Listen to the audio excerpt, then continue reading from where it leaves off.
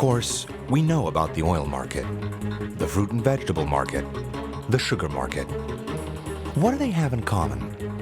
Buyers and sellers everywhere always look out for their own interests. The law of supply and demand controls these exchanges. The crime world is no exception to the rule. All trafficking has an economic reason to exist. A mafia, a criminal enterprise, is first and foremost a business with its own products to deliver and services to perform. The organized crime market generates around $870 billion a year. Where does this money come from? Trafficking in every form. The more illegal it is, the more profitable it is.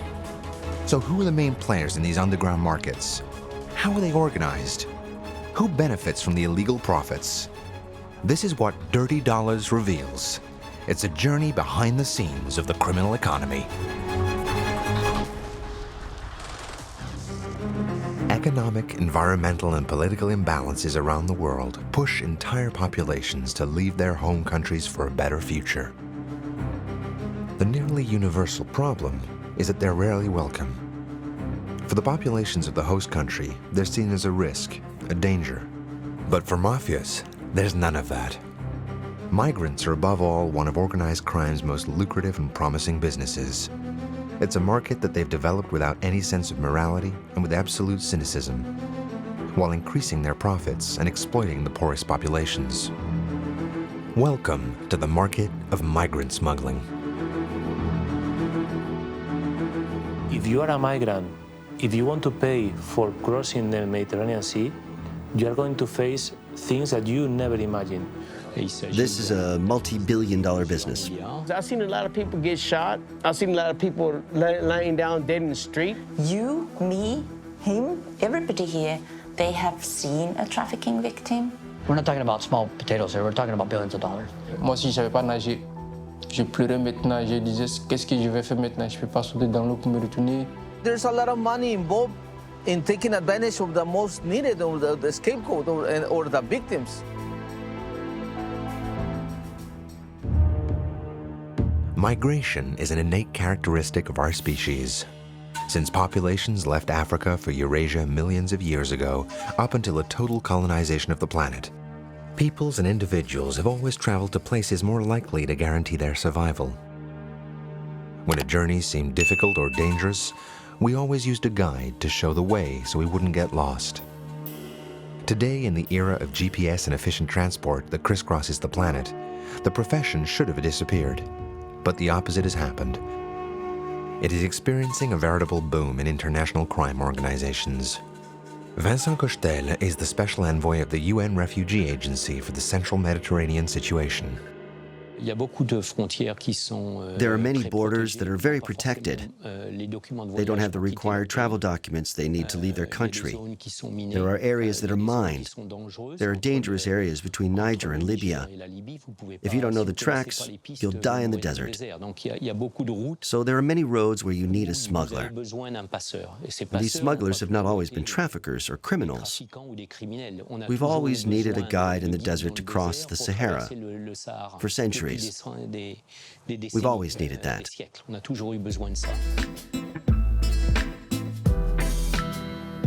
Today, illegally crossing borders is first and foremost a market in which mafias offer services, either in packages or a la carte, with a level of comfort that depends on the price that the client is willing to pay. The objective being to increase the criminal organization's profits a bit more. Organized crime relies on this business model to illegally smuggle potential exiles from their country of origin to the destination of their dreams.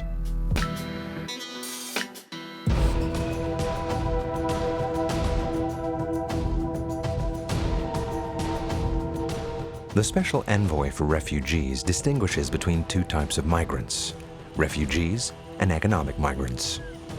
Refugees are driven to flee by war, by political pressure, or by the fact that they risk their lives if they stay put.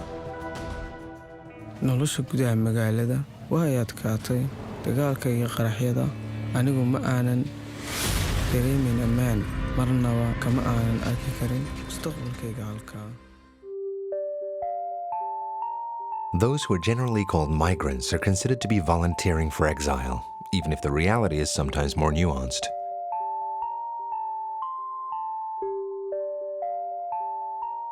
A migrant is often someone who leaves his country for economic reasons, a lack of employment, bad governance in the country. Often it starts with a contribution within the community. The people put money together to send a young person towards a brighter future elsewhere, hoping that this young person will arrive in Europe or someplace else, maybe in the Middle East, to find a job, and he will regularly send money back to the country. Today, Moussa is 17, and he now lives in France. At the age of 15, he had to leave his country alone to escape poverty. Moi, mon idée seulement, c'était pour aller dans un endroit où me retrouver tranquille, respirer, où l'endroit où mon droit serait respecté comme les autres paysans, avoir la liberté comme les autres. Moi, mon projet seulement, c'était où j'allais me retrouver dans un endroit tranquille comme les autres, avoir la même condition, avoir les mêmes droits comme les autres, avoir les mêmes devoirs comme les autres, aller à l'école comme les jeunes, comme les personnes de mon âge. There are approximately 900 million migrants around the world. This figure must be put into context because most migrants move around within their own country or continent. But when we look at the phenomenon of economic migration in West Africa, in particular, there's a lot of migratory movement in the space of the ECOWAS, the Economy Community of West African States, much more important than the movements of Africa into Europe, and we tend to forget that. There's also plenty of myth and perceptions. We think that all people going to Libya want to come to Europe. Our studies show that 60% of people who come to Libya do not actually have any other migration projects. They want to find work in Libya. It's always been a country looking for migrants to run its economy. We have to stop fantasizing that people from East or West Africa all want to come to Europe. That's not the reality. Currently, there are thought to be around 200 million migrants far from their home countries.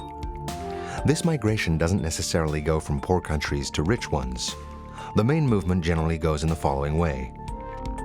25% of the traffic is from north to north, 6% from north to south, 25% from south to south, and 35% from south to north, from developing countries to rich ones.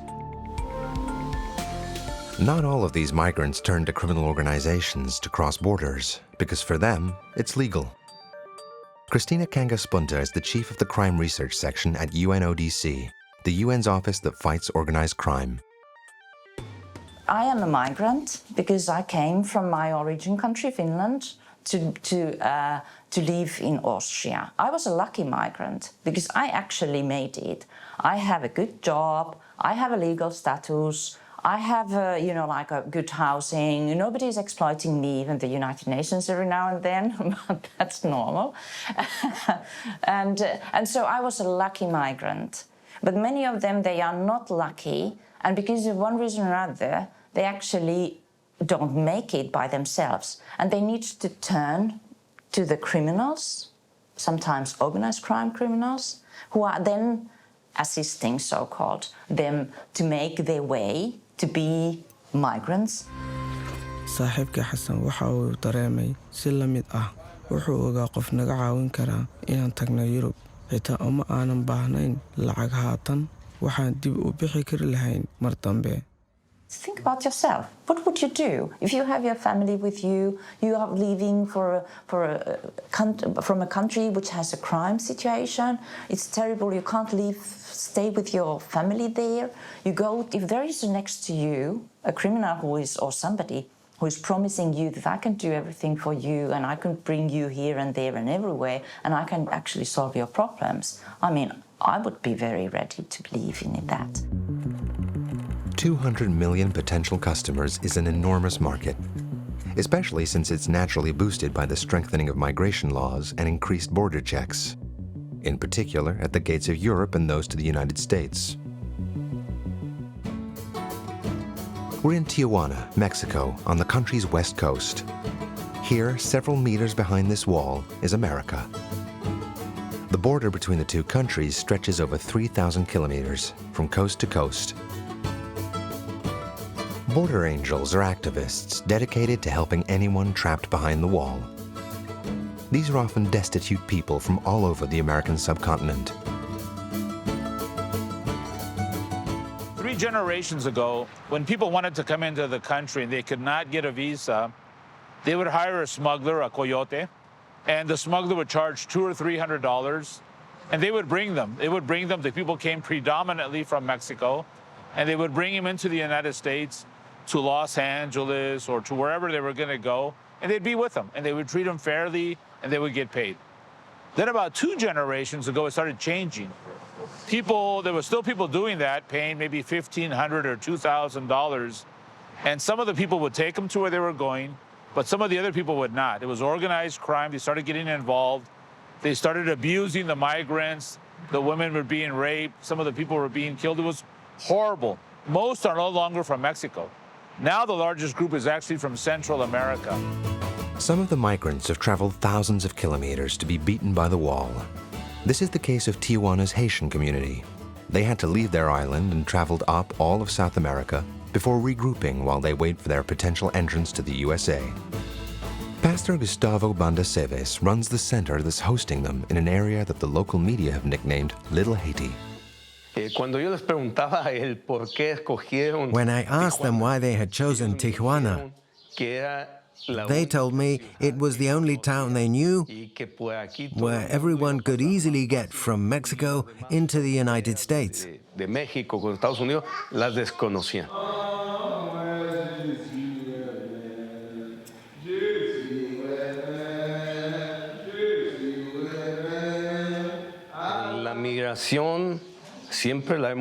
We have always known migration here. It has become more difficult in recent years because of the measures taken by the United States government. The barriers are higher, there are more dogs, guards. The police increase their vigilance with electronic means, drones, etc. They increased vigilance and sanctions against our compatriots, our brothers of Central and South America. For years, the United States has actively fought against illegal immigration. Many Mexicans have forcibly returned to Mexico, even if they've never lived there. It's a real opportunity for Mexican cartels, because the deportees, as they're called here, will do anything to get back to the country where they grew up. Efraim Guevara Galindo is one of them. We're from Mexico, Guatemala, El Salvador, Honduras. The people that are staying right now that we're here.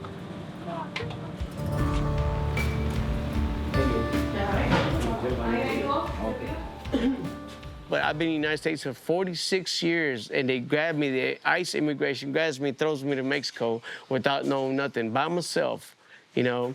I couldn't take it no more. I was scared. For one, I was paranoid, confused, depressed. I couldn't take it no more.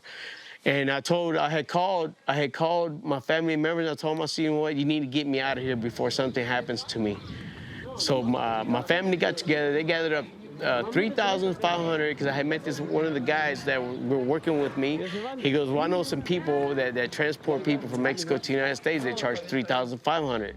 The work of the smuggler, or the coyote, as they call it in Mexico, has become professional within transnational criminal organizations. And as it's a very competitive market, each group tries to attract the most customers.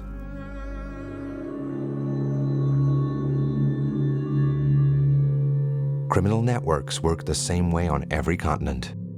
They organize networks where everyone is independent, and they work together to guarantee the longevity of their business. You have a picture that organized criminals, they are like mafia type of groups. It's really not the case at all anymore. There are different structures for organized criminals. They might be this kind of hierarchical structures, or then they are just networks, so that they are like business networks, so that they have somebody who they know who is doing all the corruption business, and then there is somebody who is organizing the falsified passports, and then there is somebody who is doing something else which is in need in order to operate the whole trafficking or smuggling process. So this kind of networks They exist and they are also regarded as organized crime groups. The business model that traffickers have developed to exploit illegal immigration is very efficient. They use it in Africa as well as in America. The first thing to do when you offer a service is to convince clients that they're being offered the best service at the best price. In Tijuana, this was the job done by John Doe, a former cartel member. I am someone from the streets. I am from the streets. I hang around where a lot of immigrants come from El Salvador, Nicaragua, Costa Rica, Colombia. Many people from different countries come here, and I end up meeting them. I talk to them. I have several friends, female friends who work in bars, and I let them know who I'm looking for, immigrants who want to cross, and they right away will call me on the cell phone, and I will go and meet with them, and that's how I get the clients. Usually to barmaids or prostitutes. They're just my helpers who help me because they know that they're going to get a small amount of cash. It's not allowed. We're not talking about $1,000 or even $500. We're talking about anywhere between 100 pesos, which is like $5. They know, they watch everything. Each highway, people come in and go out, they know everything. Other people come to the United States on the weekends, they follow them around, see what they're doing. They watch everything. Everything is watched, everything. In Africa, it's the same thing. Touts hang around train and bus stations. Ces jeunes que je les ai rencontrés maintenant à la gare de Niamey maintenant, et ils m'ont conseillé un endroit. Et je vais être dans un endroit où tout est normal, comme les autres. Ils m'ont dit, que viens avec nous, on va en Libye alors. En Libye, tout va bien là-bas. Si tu travailles, tu t'en sors. Tu travailles bien, tu gagnes bien, et puis tu construis une bonne vie. Je dis, ah ok, moi j'aimerais bien là. Il dit, bon, c'est où on prend là, c'est dans quelle gare on prend le bus pour aller en Libye. Ils m'ont dit, il n'y a pas de gare. Il faut passer par des gens pour rentrer en Libye. Parce que même si tu prends le bus qui va en Libye, puisque tu n'as pas de papier avec ton identité, avec ton papier, ils ne pourront pas te laisser passer. Si tu n'as pas de papier aussi, c'est encore plus dur. Il vaut mieux que tu passes par des gens qui ont l'habitude de faire entrer les gens en Libye pour qu'ils s'en sortent. Soliciting on the street is a method that's disappearing. It's become useless compared to a much more effective platform, the internet. With the social media, that people are communicating to each other where to find the smugglers or what are the routes today or tomorrow, because of course there are also law enforcement action which are trying to cut the route. So there is very much of a discussion within the social media in order to get this to happen. On the social networks, people advertise their roads, saying that their roads are safer than the competition.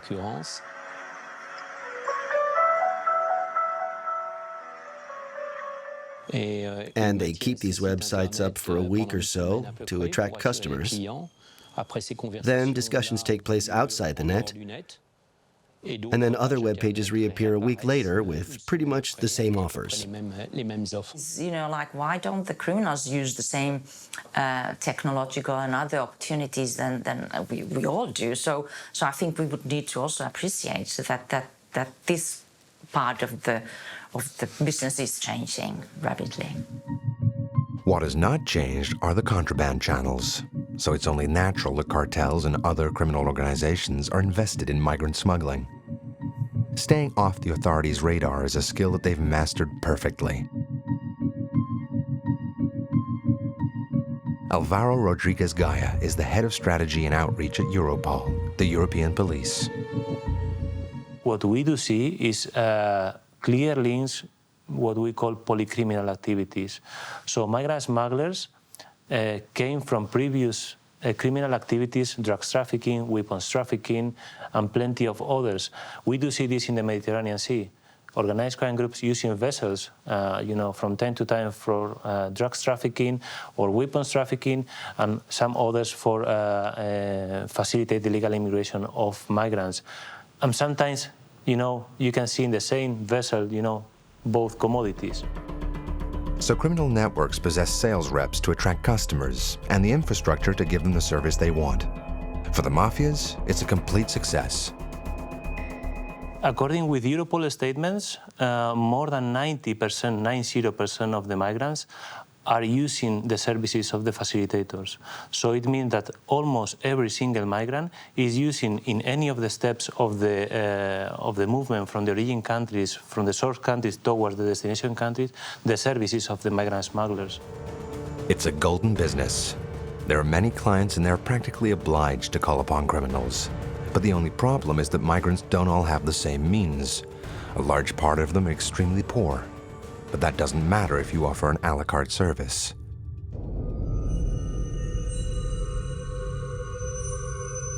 This business contains all the elements to make it one of the most profitable for organized crime. The quality and the comfort of the service they offer depends on the price the client will accept. But it's a business, and above all, it responds to the market's inevitable rules. We are doing a research on smuggling migrants globally, and we can see that it is really the prices are following the demand. So if there is a big amount of people coming to one place and they need to go somewhere else, the prices get up when the demand is high. It is like any other market. It is really the same type of a market than usually. So in some areas there are really price lists. So if you want to do this, then this is the price and this is the price. You know, so that it is quite sort of like professional. It's like it can be like a sort of travel company. Some offer an all-inclusive service. Everything is paid from the beginning to the end with a guaranteed result. The $10,000 amount is for in-car. That is through a car, a vehicle crossing. And that is almost 99% sure that the person will get to his house. We deliver straight to the door of the person who has paid that money. If you want to fly in, they're going to jack it up to $15,000, $20,000. They'll put you in an airplane, they'll fly you into where you want to go. It depends on how much money you got. They have people that work for the airlines, that work for the government. There's people that work for the immigration that makes you, with $20,000, $25,000, you can buy you a green card, original green card, but with a different name. That is, many people are paid. Many people in high places are paid for that amount. That money is not just distributed to the people who I delivered the money to. That was distributed to higher class people, immigration, law officials here in the side of Mexico and also in the United States. So the service offered adapts to the migrant's means, and since no profit is too small, there's a range of services for every budget. Ils m'ont dit qu'il n'y a pas de problème, qu'il y a de l'argent pour venir. Moi, je leur ai dit, il est un peu. Ils m'ont dit, maintenant, qu'il y a combien? Il dit, je ne sais pas. Il dit, le voyage, ça se fait à combien? Parce que non, je ne peux pas dire mon fonds. Parce que là-bas, tu dis ton fonds, ils vont te dire plus que ça. Ou ils vont te dire, le fonds, si ton fonds, c'est beaucoup, ils vont te dire la somme qui est au niveau de ton fonds. It depends, of course, of different indicators and different factors. If this is summertime, it's winter time, there is for the migrants how much they want to pay, because even in the Mediterranean Sea we see that the smugglers are offering different class of boats. So they have, you know, really unseaworthy condition rubber boats coming from China. Sometimes they don't have even, you know, life vest. They don't have, you know, anything or even, you know, gasoline for the trip. So, of course, depending on what you want to pay and the services you want to pay, you know, this is what you are going to get. On était 135 dans ce bateau. Je me rappelle très bien de ce nombre. 135 personnes dans ces Zodiacs de 50 chevaux. 135 personnes. On était dedans maintenant. Je ne connaissais même pas ce qu'on appelle gilet. C'est arrivé maintenant sur la mer Méditerranée, j'ai connu ce qu'on appelle le gilet. Je n'ai pas connu le gilet au début. Je ne pensais même pas c'est quoi le gilet. To maximize profits, traffickers use the resources of migrant assistance networks, especially the boats they use to cross the Mediterranean. In any case, overloaded inflatable boats have almost no chance of lasting through the entire crossing. Le moteur était très lent pour faire nous bouger parce qu'on était énormes dans le bateau. 50 chevaux. Après, j'ai vu maintenant que non, ça ne savait pas nous envoyer quelque part. Moi, j'ai commencé à pleurer. J'ai dit que non, je suis foutu. Parce que où on est arrivé maintenant, tu ne peux pas sortir pour marcher à pied dans l'eau. Inflatable boats cannot venture into the high seas. So they discreetly sail along the coasts of Libya and Tunisia and then cross into international waters as soon as possible. The captains then use satellite phones to call the boats they're near for help. Donc moi je me rends compte, je vois que le chauffeur, le pilote, il fait sortir son téléphone. Il a un téléphone, je ne sais même pas, le téléphone c'est... En gros, c'est pas un téléphone, c'est un téléphone qui capte des réseaux partout. Moi, ça m'a dépassé. Je vois maintenant, il fait ce téléphone-là maintenant, il appelle maintenant, ils sont à parler un peu en anglais, ils sont à parler un peu que nous sommes sur la même Méditerranée, venez nous aider. Et d'un moment, je vois un gros bateau qui sort quelque part. Ce bateau était très énorme, plus qu'énorme. Comme c'était vraiment un gros bateau. Et il dit maintenant, ok, on vous voit, on arrive, on vient vous sauver. Par téléphone, j'ai entendu ça. Ok, quand lui aussi, le pilote, il a vu le bateau venir de loin, il a jeté le téléphone dans l'eau. Le gros bateau s'est déjà approché à côté de nous. Quand ce gros bateau s'est accroché de nous maintenant, ce gros bateau, il y avait le drapeau de l'Union européenne dessus. We keep a close eye of what is going on in the Mediterranean Sea, but plenty of Syrian migrants and refugees are getting into the European Union by using air routes, not coming by sea, because this is, how to say, the cheapest way, and you know, the most dangerous one and also the cheapest one. Whatever the path taken to reach their destination, for many migrants it's always too expensive. The journey is spread out over several years. You have people paying at every step. That means from one country to another, they work a little bit. They expect payments of money through banking systems or Western Union and others. They're expecting money to continue the journey until the next stage. But we know that to get from Brazil to here, it costs between $4,000 and $8,000. Because on the way there's Nicaragua, and you have to pay again and again until you reach Mexico. Quand on est à Costa Rica pour traverser à Nicaragua, when you're in Costa Rica, the amount is $1,200 to cross to Honduras. $1,200 par personne pour traverser à Honduras. Tout le parcours, tout au long. You have to know how to negotiate. Il est question de savoir négocier, parce que c'est la même route. Je peux dire que c'est la même route. Il y a des personnes qui voyagent you travel by truck en camion or boat. Par bateau. Alors, en camion, ça it's more expensive by truck. Mais vous allez endurer les mêmes difficultés. But you have the same problems, voyager en bateau, whether it's a boat or a truck. À pied.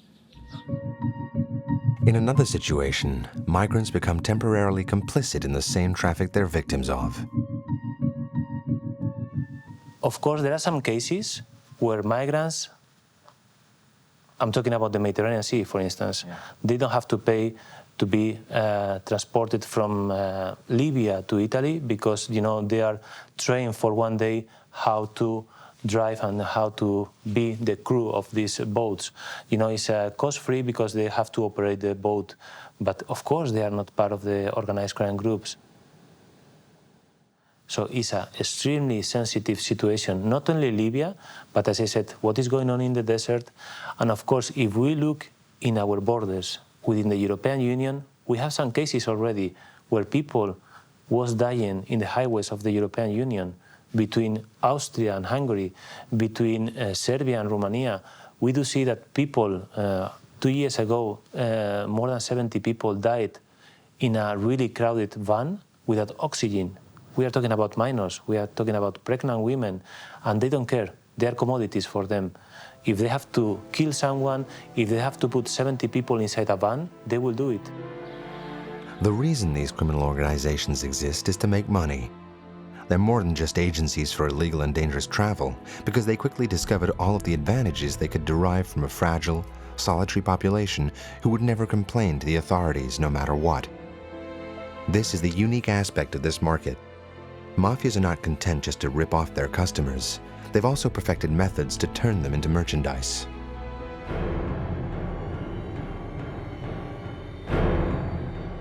Criminal networks have quickly found a way to make even more money off the migrants' backs. Here again, whether it's in Mexico, Libya, or elsewhere, it's the same procedure. They'll pay the smuggler. The smuggler will start bringing them across. Suddenly there's somebody else that supposedly is random, but they're working together with the other smuggler. They hold up the people, they kill some of the people, they charge them again. It's a horrific situation. They had told us when we were in Acuña, he goes, be very careful when we get to Chihuahua because there's a lot of kidnapping going on right now. The Cartel Juarez, they're picking up people left and right. He goes, they told us, be real careful. But they never did tell us to get rid of the red bags. Red bags, that the immigration gives you a red bag with all your paperwork from the immigration courts, and they give you 2 boxers, 2 socks, and 2 underwears for extra so you can have something to wear, while you get deported.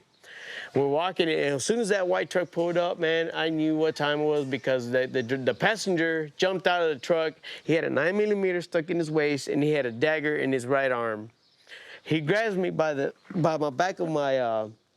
He grabs me by my shirt when I turn around, and he puts a dagger to my back, and he scratches me, puts it right here somewhere. There's a scratch somewhere, I don't know where it's at, but right here somewhere, where he put the dagger and grabbed me, and the driver grabbed me, and they threw me in the truck. When they threw me in the back of the truck, he grabbed his 9mm, and he told me to duck. He told me to get down, and he grabbed me by the back of my neck and pushed me down. And when we got to that ranch, they put it into the kitchen, to the kitchen door, and right there in the kitchen door, there was a lady sitting there. She had like 7 or 8 cell phones on top of the table. There's like 2, 3 bottles of whiskey, tequila, I don't know what it was. They had a big old plate full of cocaine, and she had like four of the guys, the cartel guys that with her, that sicarios at. Each country, they have different prices. The more south you are in Mexico, the higher their prices are to release you, because they kidnap you. And if your family doesn't send the money when they tell them to, they will kill you. In Mexico, kidnapping migrants has become commonplace, especially because authorities have yet to understand the extent of the phenomenon. I know about kidnaps, at least 10 of them per week.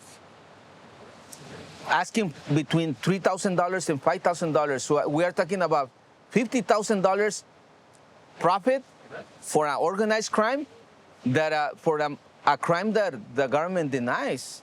So it's a perfect crime to kidnap migrants. The government said that it's not happening.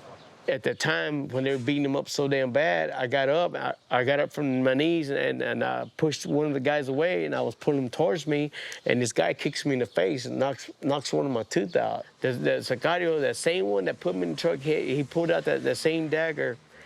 At the time, it stabbed me, and it went in through here, and then shot out through right here. There's no way that you can defend yourself against these fucking people. You can't report it to the police officer because they work under the same goddamn cartel. They'll tear yourself in. Markii aan soo gaarnay dalka xiga, waxaana lagu wareejiyey Makafe. Wuxuu nagu amray inaan wacno qoysaskeena oo aan u sheegno inay soo diraan lacag badan, isagoo noogu hanjabay inuu na dilay haddii aanu samaynayn. Waxaan wacay hooyaday, waxay aad ugu faraxday inay iga wareyso iyo inay ogaato inaan noolahay. Ma aysan garanayn sida suurtagalka ah ay u soo keeni karto lacagta aadka u badan, laakiin waxay sheegtay inay isku dayeyso oo aan anigana sugo. Waan sugay maalin kasta, waxaa si xun noola dhaqmay afduubayaasheeda oo na siiyey cunto aad u yar. If you are a migrant, if you want to pay for crossing the Mediterranean Sea, you are going to face things that you never imagined. And this is something that I personally got from the migrants in Niger, for instance. We are talking about kidnappings. We are talking about assassination in Libya. We are talking about people that, because he's sick, the Libyan, they shoot in their heads. And many traffickers are now engaged in money extortion. They make videos. They torture people. They film them, and they send the videos to the family. They call the family. You can hear the person being beaten and shouting, "Help, help, help," so that the family transfers extra money to bank accounts. Quand il m'appelait à mon prénom maintenant, j'écris avec mon prénom. Il m'a dit de venir. Il a dit Taal Zakouma, ça veut dire Taal, fils de pute. Je viens maintenant, il me dit maintenant que tiens téléphone. Calme ta famille. Ça veut dire calme, ça veut dire appelle ta famille. Moi j'ai dit, il m'a donné le téléphone. J'ai commencé à pleurer. J'ai dit, j'ai pas de famille à appeler. J'ai dit, je suis un orphelin. J'ai dit, j'ai pas de famille à appeler. Que tu te fous de moi? Et c'est son truc qui dit ça. Arrête de te foutre de notre gueule. T'appelles ta famille ou tu es dans la mer. Moi j'ai dit, s'il vous plaît, j'ai pas de famille. J'ai dit, je suis un orphelin. J'ai dit, j'ai fui de chez moi. J'ai dit, j'ai pas de famille. Ok. Il a traduit ça en arabe. Quand il a traduit ça en arabe, maintenant le monsieur, il s'est énervé. Il a dit à l'autre là, qu'il n'a pas commencé à me taper. Moi, à chaque fois, quand il vient me taper, je protégeais toujours mon cou, ma tête et mon cou. Once again, it's all profit for the traffickers. The victims will never go to the police to complain, at least those who survived. But the worst is yet to come. Another trap is waiting for the migrants. Since Libya has become a no-go zone, another business has appeared, or rather, reappeared. As soon as you get close to Libya, there is a tremendous amount of violent trafficking, sexual exploitation of women, and torture for most men to extort extra money. So there's no more nice people. I'd say when you arrive in Libya, you deal with well-organized criminal networks. On vous vole pour aller vous mettre dans une grande maison où vous ne voyez même pas le jour, le soleil. Vraiment, il y a beaucoup de femmes qui sont là. C'est la souffrance. Vraiment. La souffrance totale. La maltraitance des femmes, des enfants, des hommes. Ils ont tué plein de femmes devant nous parce qu'ils avaient refusé de se prostituer. Plein. Ils refusent, on te tue, on te jette à la mer. Having arrived in Libya, Musa didn't have any more money or any family that the mafia could extort. Kidnapped a first time, he was sold and resold to slave traders for 6 months. He'd become a piece of merchandise like any other. Il m'a fait rentrer dans une grande cour. Dans cette cour maintenant, et j'avais vu que des personnes africaines comme moi. Il y avait plusieurs jeunes personnes. Ils étaient tous faibles. Ils étaient tous faibles s'il n'y avait jamais mis. Et je me disais, mais s'ils respirent ou pas. Ils étaient tous faibles. Il y a beaucoup qui étaient blessés. Il y a beaucoup qui criaient. Il y a beaucoup qui disaient non. Qu'est-ce qui m'arrive? Il y a des gens même là, ils n'arrivaient plus à parler même. Même parfois, il y a des gens, ils venaient, ses amis arabes eux-mêmes, et ils venaient comme ça. Ils peuvent aligner trois jeunes filles ou 3 jeunes garçons comme ça. Ils arrêtent comme ça. Là, le monsieur maintenant, il vient maintenant et choisit pendant ces jours. S'il dit maintenant que c'est lui qui lui plaît, il le paye. Il le paye par l'argent, les biens, et puis il le met dans la voiture, et puis ils s'en vont. Dans ma tête, j'ai dit, c'est le commerce, c'est devenu un business ou bien c'est un macho, quoi. Je n'en crois pas, mais c'était la réalité dans le pays où j'étais, dans la situation où j'étais. Mais bon, beaucoup de gens meurent en détention. But a lot of people are dying in detention. A lot of people are tortured in detention. 74% of people say they have suffered torture in detention in Libya. 84% saw people executed in front of their eyes. So there are terrible conditions in Libyan prisons, either in the hands of the authorities or in the hands of the traffickers. Just concerning Libya, the High Commissioner for Refugees estimates that only 20% of the migrants arriving in Libya make it to the shores of Europe.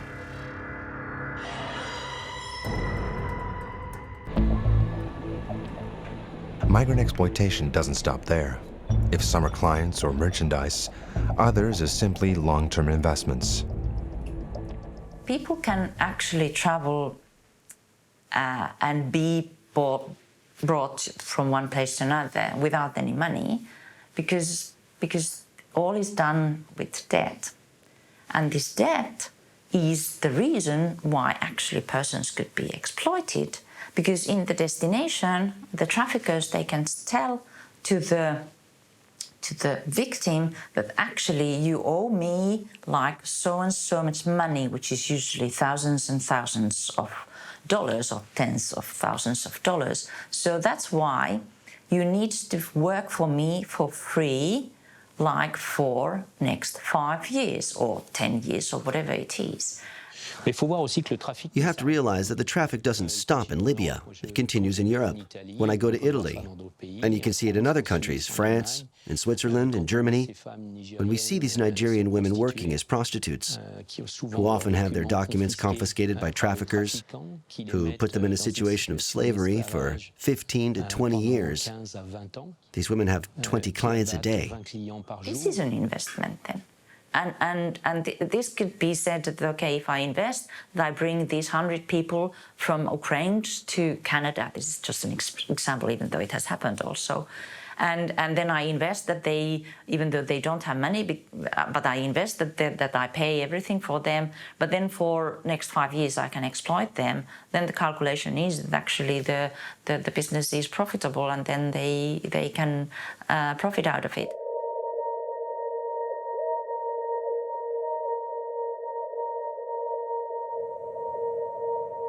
Migrant smuggling takes a variety of forms and concerns millions of people around the world. It's an extraordinary profit source whose scale is difficult to imagine.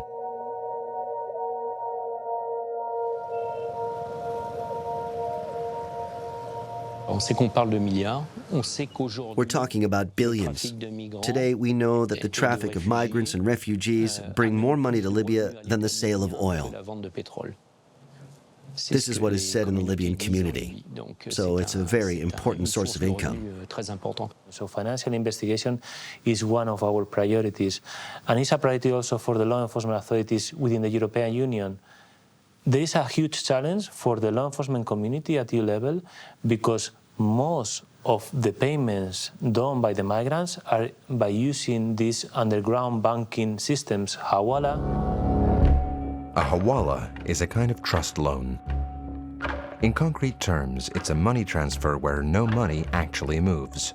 The money doesn't move from the country, but it's compensated by another service that's legal this time. For example, a smuggler in Libya must pay $10,000 to his accomplice in Italy.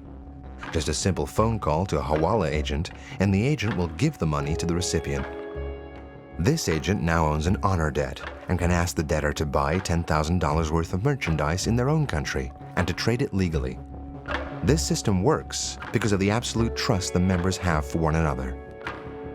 If we try to track the money, of course we will come up with the big fishes. Nevertheless, as I said, it's difficult because by using these underground banking systems, sometimes there is no trace of how this money was paid.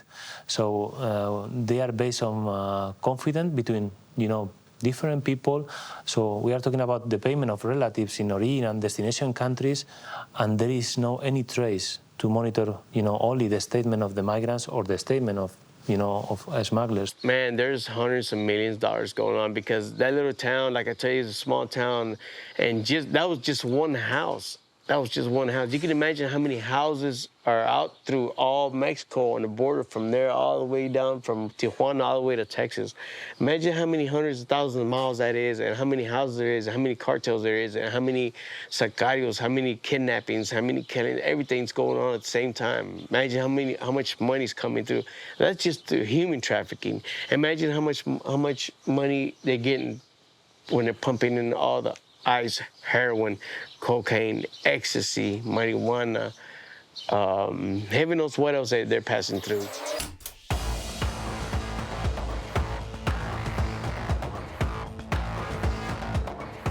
Yes, it's very profitable because we're talking about $10,000 an individual. You're talking about, let's say, 10 people here, 10 people a few miles away, a few miles away. We're talking about hundreds and hundreds of thousands of dollars here. I can tell you the most I've ever collected that I was paid for was $20,000. $20,000 was the most that I was paid for. And the rest were lower than that. I never went beyond $20,000 in one shot, in one day. I'm talking about one day's work. If nothing is done in this border, Nothing is done in any other border, from here, from this coast to the coast of Gulf Coast, if it's not through cartel. Now, there's different cartels. There's one cartel here, there's a different one in Juarez, and there's a different one in Matamoros.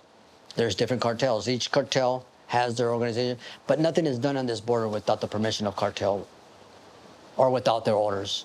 They control the border. They control the border.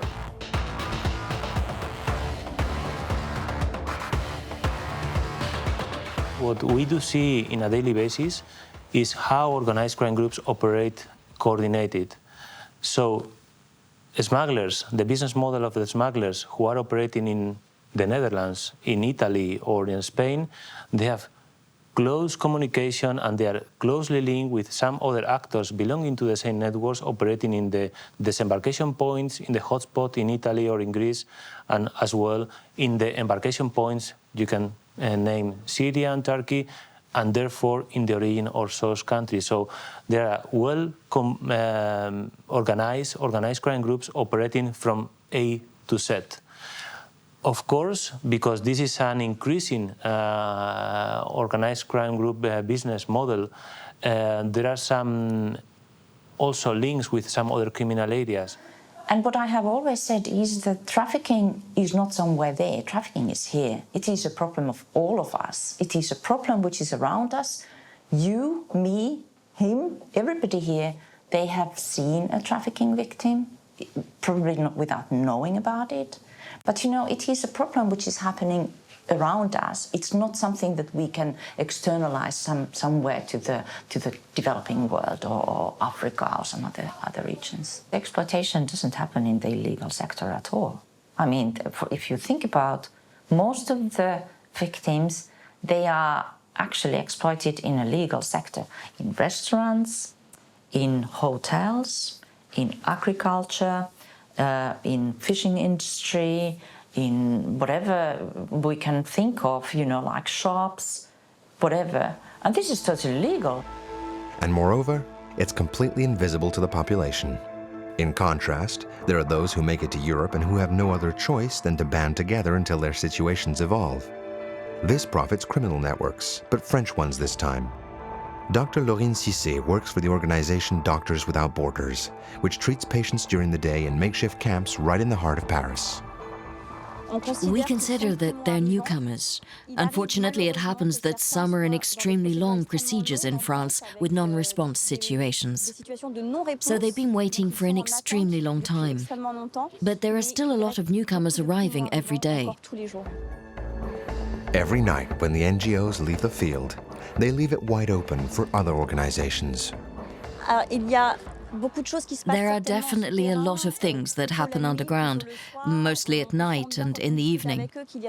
When we talk to them, you can sense that there are things happening, people who have their eye on them. It's complicated to tell what's really going on. However, we do know that young adults and minors are extremely vulnerable and are constantly approached by trafficking and prostitution networks. To avoid seeing this kind of situation repeat itself, there's more and more talk about moving refugees' administrative requests to their country of origin or neighboring countries.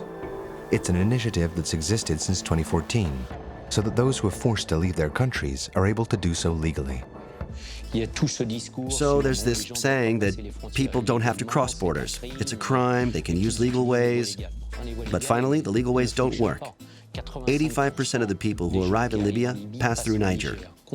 How many refugees have been relocated from Niger to the rest of the world? In 2014, 0. 2015, 0. 2016, 0. 2017, 1 refugee. So you have to be serious. Either we set these legal alternatives for people who are refugees with maximum security control so as to protect hosting communities, or we remain silent on these legal channels because today they don't exist.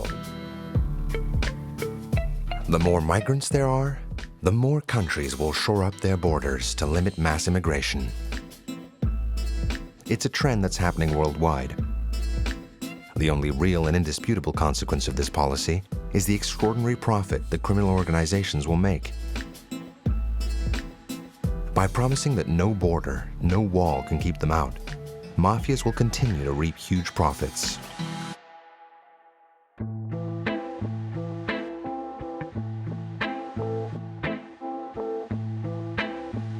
Musa got his papers and resumed his studies in a work-study program to become a mechanic. Ephraim never returned to the United States. He lives in Tijuana, where he works in a reception center that helps deportees.